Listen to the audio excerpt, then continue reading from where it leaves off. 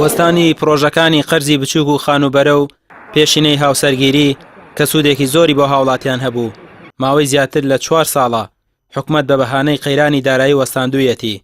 بەڵام کۆمەڵی ئیسلامی لە کارنامەکەیدا هاتووە کە لە خولی تازەی پەرلەمانی کوردستان لە ڕێگەی پەرلەمانتارەکانیەوە کاری جدی دەکات لەسەر دەستپێکردنەوەی ئەو پرۆژانە بە جۆرێک بەبێ هیچ سوود خستنە سەرێک و ڕێخستنی کە لەگەڵ پێویستی هاوڵاتیاندا بگونجێت.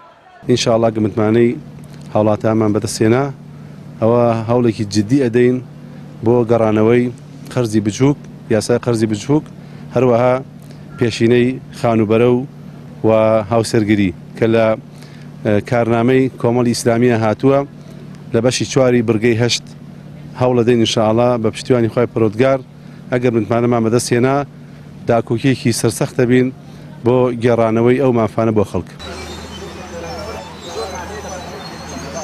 نزیکەی 4 ساڵە سەرجەم پێشینەکانی خانوبەرە و هاوسەرگیری لە هەرێمی کوردستان لەلایەن حکومەتەوە وەستاوە. لە کاتێکدا پێدانی ئەو پێشینانە پرۆسەی هاوسەرگیری بە ڕێژەیەکی زۆر زیاد کردبوو.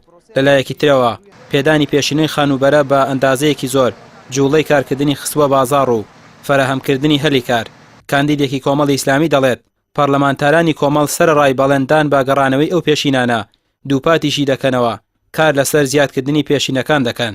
ئێمە وەکو کاندیدانی کۆمەڵی ئیسلامی کوردستان پێداگیری لەسەر ئەواکەین ئەم جارە ئەبێ هەوڵ بین پێشینەی هاوسەرگیری هەم دابنرێت و هەم بڕەکەشی زۆر بێت بە جۆرێک بێت کە پێداویستی هەموو کوڕان و کچانی ئەم وڵاتە پڕکاتەوە لە هەواهاندانێکیش بێ بۆ زیادکردنی پرۆسەی هاوسەرگیری.